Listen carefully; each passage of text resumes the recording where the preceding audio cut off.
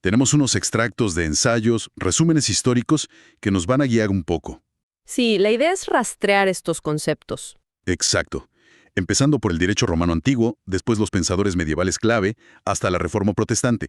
Queremos ver cómo mutaron y se combinaron estas ideas. Un recorrido largo. Y sí, seguro que hemos oído 1000 veces eso de que Cristo satisfizo la ira de Dios, ¿verdad? Bueno, yo creo que nos esperan algunas sorpresas porque el origen y la evolución de esa idea parece que es bastante más complejo de lo que uno piensa. A ver, empecemos a desarmar esto. Dale. El punto de partida entonces, Roma antigua, siglo III después de Cristo. Domicio Ulpiano, un jurista importantísimo, nos dejó una definición de justicia que, bueno, resonó por siglos. Justitia est constans et perpetua voluntat, jus suum quique tribuendi. Ajá. O sea, la justicia es la constante y perpetua voluntad de dar a cada uno lo suyo. ¿Qué implicaba esto en su contexto original? Y es fundamental entender eso. Esta definición sale directamente del derecho civil romano. No tiene un origen teológico. Claro, es legal. Exacto. Su foco era el orden social, las normas, los derechos y deberes dentro de la sociedad romana. No buscaba definir una justicia divina, sino una justicia, digamos, práctica, terrenal. Para regular las relaciones humanas. Justamente. Y su gran mérito fue la claridad, la concisión. Eso hizo que perdurara y que siglos después la tomaran, la teología escolástica medieval. Sentó una base importante, pero ojo, el origen era secular. Era justicia como equidad, como cumplir lo debido en lo civil. Entendido. Clarísimo. Legal, práctico, orden social. Ahora, pegamos un salto grande, 8 siglos. Hasta el 11, aparece Anselmo de Canterbury. Su obra, famosa, Cur Deus Homo. ¿Por qué Dios se hizo hombre? Aquí parece que la cosa cambia de rumbo, ¿no? Las fuentes sugieren un lenguaje diferente. Definitivamente. Anselmo es un punto de quiebre. Él deja bastante de lado el lenguaje más tradicional de los padres de la Iglesia, que solían hablar de la obra de Cristo como una victoria sobre el mal o un rescate del poder del diablo. Ajá. ¿Y qué propone él? Él propone un marco casi jurídico feudal, podríamos decir. Para Anselmo, el pecado no es solo una falta, es una ofensa directa al honor de Dios. Una deuda infinita que altera todo el orden del universo y que necesita, sí o sí, ser reparada o compensada. Una ofensa al honor. ¿Y cómo se repara eso según él? Ahí mete el concepto clave. Exactamente. Anselmo introduce el término técnico de satisfacción. Satisfactio, en latín. Argumenta que la humanidad, nosotros solos, no podemos ofrecer una reparación adecuada por esa ofensa infinita contra el honor de Dios. Imposible pagar esa deuda. Claro. Entonces, hacía falta alguien que fuera Dios para que la ofrenda valiera infinito y también hombre para poder representar a la humanidad. Dios y hombre. Cristo. Ese es Cristo, quien, siendo Dios y hombre sin pecado, ofrece una satisfacción que es suficiente, incluso superabundante. Y es crucial ver que Anselmo fue realmente el primero en articular la satisfacción así como un concepto teológico técnico central para la expiación. Antes de él, digamos, antes del año 1000, no existía una formulación tan sistemática, tan definida de la satisfacción en este sentido teológico. Muy interesante cómo lo formaliza. Pero las fuentes también insisten en algo importante sobre lo que Anselmo no dijo. A ver si podemos meternos ahí, para que no se nos escape el matiz. Sí, es un punto clave. Anselmo, aunque usa este lenguaje de deuda, de reparar el honor, no habló explícitamente de satisfacer la ira de Dios. Ah, mira vos. Y tampoco usó la palabra griega hilasmos, que después se traduciría mucho como propiciación en este contexto específico de su teoría de la satisfacción. O sea, su enfoque no era calmar un enojo divino. No, su enfoque principal era restaurar el orden cósmico, el orden divino que el pecado había perturbado. Ofrecer una acción adecuada, honorable a Dios. No se trataba, en su formulación original al menos, de un castigo penal que se transfiere, ni de aplacar una emoción divina como la ira, como se entendería después. Su marco es más bien relacional y, como decíamos, jurídico-honorífico. Comprendido. Anselmo, satisfacción por el honor divino pero sin ira ni castigo penal explícito. Un paso fundamental. Ahora, avancemos otros 2 siglos, al 13. Tomás de Aquino, un gigante de la teología. ¿Cómo sigue él con esto que dejó Anselmo? Aquino toma la idea de satisfacción de Anselmo y, la integra de una forma magistral, súper sistemática, en su gran obra, La Summa Theologiae. Pero da un paso más. Un paso que resulta decisivo para cómo evoluciona todo esto. ¿Cuál es ese paso decisivo? ¿Cómo conecta lo anterior? Aquino conecta explícitamente la satisfacción de Cristo no solo con el honor divino, como hacía Anselmo, sino fundamentalmente con la justicia divina. Ajá. Y es acá donde la definición de Ulpiano, aquella del derecho romano, vuelve a jugar un papel central. ¿La definición legal? Esa misma. Aquino la retoma, esa idea de justicia como dar a cada uno lo suyo, ius sum quicet tribuendi, pero la proyecta a la teología. Argumenta que la justicia es un atributo esencial del carácter de Dios. Ya no es solo una norma social. No, es parte de quien es Dios. Por lo tanto, la ofensa del pecado requiere una satisfacción que restaure el orden de esa justicia divina. Y la pasión de Cristo, para Aquino, se convierte justamente en ese acto de justicia. Un acto por el cual la deuda del pecado se salda de manera adecuada, meritoria. Ah, acá está la conexión. O sea, Ulpiano da la definición legal de justicia. Anselmo mete la satisfacción teológica por el honor. Y Aquinos los une diciendo: la satisfacción de Cristo cumple con la justicia de Dios, usando esa definición legal de Ulpiano como base conceptual. Es fascinante ver cómo se van armando las piezas siglo tras siglo. Precisamente, para Tomás de Aquino, la justicia divina, la justitia, mantiene esa dimensión de orden, esa dimensión legal, heredada de Ulpiano, pero la eleva, la convierte en una característica intrínseca, fundamental de Dios, que tiene que ser mantenida y restablecida. La satisfacción de Cristo ya no es solo un tema de honor feudal, es una necesidad interna de la naturaleza justa de Dios. El concepto se va cargando de nuevos matices teológicos, ¿ves? Sí, se ve clarísimo. Y con esa base que puso Aquino, llegamos al siglo XVI, la Reforma Protestante. Lutero, Calvino, figuras formadas en esa tradición escolástica, pero con sus propios énfasis, sus urgencias teológicas.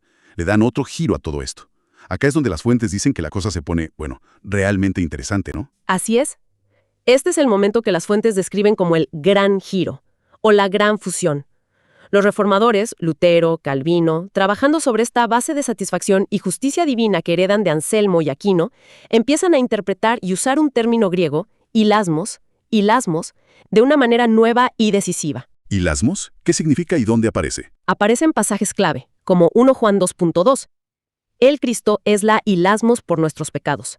A menudo se traduce como propiciación o expiación. Ok, propiciación. ¿Y cuál es esa interpretación nueva y decisiva que le dan? Bueno, acá se produce por primera vez de forma tan explícita y sistemática en la historia de la teología la fusión de tres conceptos. 1. La satisfacción técnica de Anselmo, o sea, reparar una ofensa. Sí. 2. La justicia retributiva de Dios, basada en Ulpiano e integrada por Aquino, que exige un pago por el pecado. Ajá. Y 3. El término bíblico, hilasosmos, propiciación, expiación. Los reformadores interpretan hilasmos predominantemente como la satisfacción de la ira justa de Dios contra el pecado. Ahí está, la ira. Exacto. En esta visión, la muerte de Cristo no solo satisface la justicia abstracta, sino que específicamente aplaca la ira divina. Y lo hace mediante un castigo sustitutivo. Es acá donde toma forma clara la doctrina que conocemos como expiación penal sustitutoria. Entonces, para que quede claro, la idea de que propiciación o hilasmos significa específicamente calmar o satisfacer la ira de Dios con un castigo, esa no era la interpretación dominante antes de la Reforma. Según indican claramente las fuentes que analizamos, no de esta manera tan generalizada y central. Es durante la Reforma que hilasmos pasa a entenderse comúnmente en muchos círculos teológicos como el acto por el cual Cristo absorbe el castigo que merecíamos nosotros, aplacando así la ira justa de Dios. Y eso se volvió clave. Se convirtió en una piedra angular de la teología protestante reformada y tuvo una influencia enorme también en partes del catolicismo posttridentino. Marcó mucho cómo se tradujeron ciertos pasajes, cómo se escribieron catecismos, confesiones de fe, cómo se predicó sobre la cruz. Las fuentes mencionan, medio de pasada, un par de detalles históricos de este periodo, algo sobre una posible reinterpretación de una historia griega. Sí, es una nota curiosa, aunque las fuentes advierten que no está del todo documentada o no se sabe bien quién pudo ser.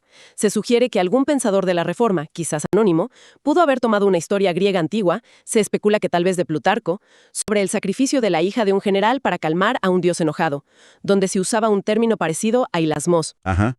Y este pensador podría haber asociado ese significado pagano de apaciguar la ira divina con un sacrificio sangriento al término bíblico hilasmos, como proyectando un matiz que sí existía en algunos contextos paganos sobre el uso bíblico del término. Es una hipótesis, digamos, sobre cómo pudo reforzarse la interpretación, aunque es difícil saber qué impacto real tuvo. Interesante la hipótesis. Y también se menciona algo de las posturas iniciales de Lutero y Calvino sobre el libro de Hebreos. ¿Qué tiene que ver eso? Correcto. Señalan que ambos tuvieron al principio ciertas dudas sobre si el autor de Hebreos era realmente un apóstol, como se decía tradicionalmente que era Pablo.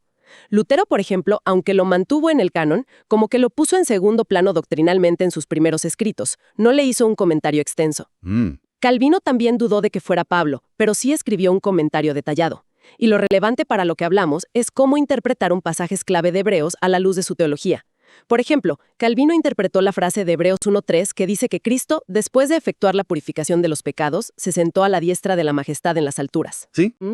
La interpretó como referencia directa al acto de expiación penal en la cruz, la limpieza de la culpa mediante el sacrificio que satisface la justicia divina. O sea, su lectura de Hebreos reforzaba su visión general de la expiación. Vale, trazamos esta línea. Ulpiano y la justicia legal. Anselmo, satisfacción del honor. Aquino, uniendo satisfacción y justicia divina. Y la Reforma, fusionando todo e interpretando hilasmos como satisfacer la ira divina con un castigo. Pero acá surge una pregunta.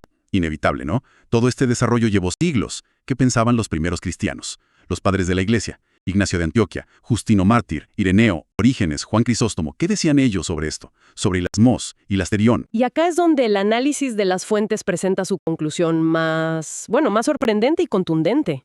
La idea de propiciación, entendida como satisfacción penal de la ira de Dios, está, según estas fuentes, completamente ausente en los escritos patrísticos de los primeros 4 o 5 siglos de la Iglesia. Completamente ausente. Eso es. Es fuerte. Si no lo entendían así, ¿cómo interpretaban ellos esos términos griegos clave? Hilasmos e hilasterión. Para los padres de la Iglesia, tanto los que escribían en griego como los latinos de ese periodo temprano, estos términos se referían de manera consistente a la iniciativa misericordiosa y reconciliadora de Dios hacia nosotros. Misericordia y reconciliación. Exacto. Cuando hablaban de hilasmos, como en 1.2.2, o de hilasterion, el término de Hebreos 9.5 para el propiciatorio, la tapa del arca, y también en Romanos 3.25 aplicado a Cristo, lo entendían en el sentido de perdón de los pecados, de limpieza, purificación, de reconciliación, de restaurar la comunión que se había roto, de poder acercarse a la presencia y al favor de Dios. Eran vistos como expresiones de la acción misericordiosa de Dios que quitaba el pecado, que era el obstáculo, no como un mecanismo para calmar a un Dios enojado. ¿Podríamos ver algún ejemplo concreto para ilustrar esa interpretación de los padres? Claro. Por ejemplo, Juan Crisóstomo, un predicador súper influyente del siglo IV. Al comentar 1 Juan 2.2, Cristo es hilasterosmos por nuestros pecados, explica que en esto Dios muestra su inmensa benevolencia, filantropía hacia el hombre. Pone el énfasis en el amor, en la iniciativa divina. No menciona ira que necesite ser aplacada, ni castigo que deba ser pagado. Nada de eso. Nada. Y de forma similar, cuando los padres comentaban sobre el hilasterión, el propiciatorio, en el Antiguo Testamento o aplicado a Cristo, lo veían simbólicamente como el trono de gracia, el lugar donde la misericordia de Dios se mostraba y se ofrecía el perdón. No un altar donde se satisfacía la ira divina con sangre. Era el lugar del encuentro misericordioso, no del castigo vicario. Y la palabra latina satisfacción, satisfactio, la usaban los padres en este contexto de la cruz. Haciendo obras de penitencia, no lo aplicaron a la muerte de Cristo en el sentido que le daría a Anselmo siglos más tarde. O sea, ni la palabra ni la idea estaban ahí. Según las fuentes, ni la palabra satisfactio, en el sentido de Anselmo o Aquino, ni el concepto jurídico que hay detrás, esto de compensar una ofensa infinita con un castigo vicario para satisfacer una justicia retributiva, forman parte del marco conceptual de los padres de los primeros siglos cuando hablan de la redención. Sus metáforas, sus modelos preferidos, eran otros. ¿Cómo cuáles? Bueno, Cristo como el vencedor sobre la muerte y el diablo, el modelo Christus Victor, Cristo como rescate, Cristo como el médico divino que sana nuestra naturaleza caída, Cristo como sacrificio de reconciliación que restaura la comunión, Cristo como la luz que vence a las tinieblas. Otros enfoques. Esto realmente marca una diferencia muy profunda. Parece que estamos ante dos maneras bastante distintas de entender el corazón de la obra de Cristo. La visión de los primeros siglos y la que se consolidó mucho después, sobre todo con la Reforma. Tributiva e ira divina representa una evolución significativa. Una que incorporó categorías filosóficas y jurídicas del derecho romano, del sistema feudal, que no eran las que predominaban o que ni siquiera estaban presentes en cómo las primeras generaciones cristianas entendieron los textos bíblicos originalmente. Hagamos un breve repaso de este recorrido histórico, siguiendo el hilo de las fuentes. Empezamos con Ulpiano, siglo III, definición de justicia como dar a cada uno lo suyo, del derecho civil romano. Correcto. Luego, siglo XI, Anselmo introduce el concepto teológico-técnico de satisfacción, satisfactio, pero enfocado en reparar el honor divino ofendido por el pecado. Todavía no lo conecta explícitamente con la ira de Dios ni con la justicia en el sentido de Ulpiano. 200 años después, siglo XIII, Tomás de Aquino. Paso crucial. Conecta la satisfacción de Anselmo con la justicia divina, iustitia, usando la definición de Ulpiano y proyectándola como un atributo esencial de Dios que debe ser satisfecho por la obra de Cristo. Y finalmente, siglo XVI, la Reforma Protestante. Toma estos elementos, satisfacción anselmiana, justicia retributiva ulpiano-aquiniana, y los fusiona con su interpretación del término bíblico hilasmos, propiciación o expiación. Lo entiende, por primera vez de forma generalizada, como el acto por el cual Cristo aplaca o satisface la ira de Dios contra el pecado mediante un castigo sustitutivo. Ahí nace la expiación penal sustitutoria, como doctrina central. Y el contraste fundamental que señalan las fuentes es que esta visión, que se volvió tan influyente, difiere muchísimo de cómo los cristianos de los primeros siglos, los padres de la Iglesia, entendían esos mismos términos y la obra de Cristo. Así es. La conclusión clave que se desprende de este análisis histórico, tal como lo presentan las fuentes, es que la comprensión común de la propiciación como satisfacción penal de la ira divina es un desarrollo teológico posterior. Es fruto de una síntesis histórica compleja. No parece ser la forma en que los primeros intérpretes cristianos leyeron los textos bíblicos.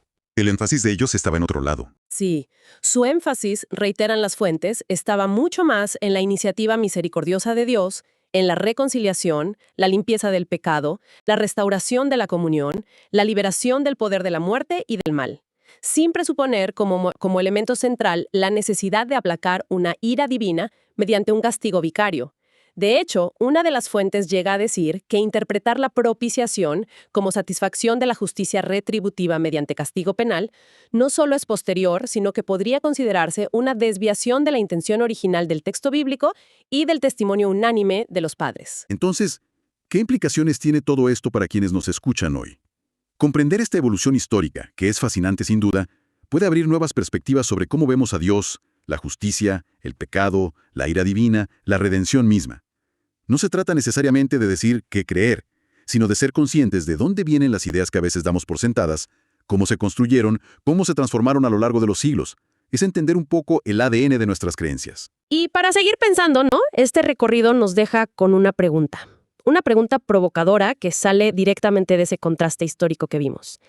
Si la Iglesia primitiva, durante sus primeros siglos, los formativos, entendió conceptos tan clave como hilasmos e hilasterion, principalmente desde la misericordia activa de Dios, desde la reconciliación iniciado por Él, la restauración de la comunión, en lugar de enfocarse en aplacar una ira divina con una satisfacción penal, ¿cómo podría esa perspectiva original, si la recuperáramos, si le diéramos más peso hoy en nuestras conversaciones teológicas, espirituales, cómo podría enriquecer o matizar o quizás hasta transformar nuestra forma de hablar sobre la fe, el perdón, la justicia de Dios y la naturaleza misma de la obra salvadora de Cristo en nuestro mundo actual?